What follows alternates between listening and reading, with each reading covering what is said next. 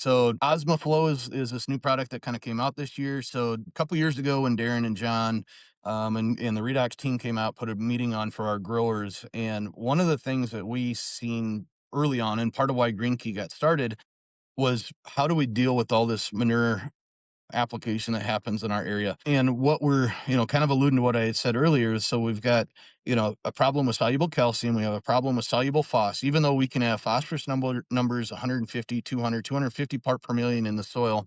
Very, very little of that is actually getting into the plant. The the detriment that comes with this is typically we have really excessive chloride levels as well.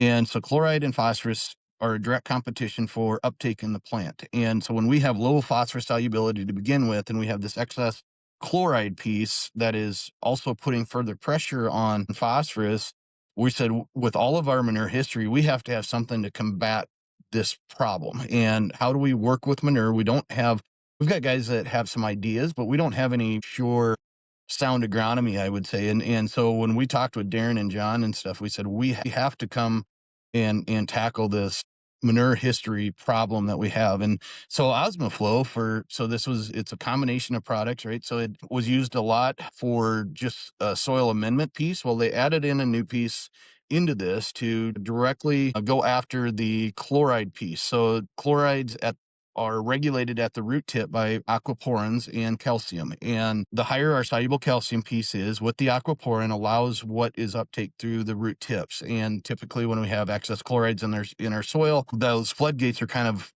left wide open. And OsmoFlow, from what we understand and what we've been told about it, part of why we're really excited about it, we are going to be able to regulate the chloride piece that we struggle with and allow more phosphorus into this plant and kind of keep a lid, so to speak, on the chloride piece. So we are really excited about this product. Everybody we've been talking to in the last month that have a lot of manure history, we are laying this product out and saying we have to take a look at this. And if it does what I think it's going to do, when we were out in Burley a month ago, the greenhouse, the grow pots looked really exciting.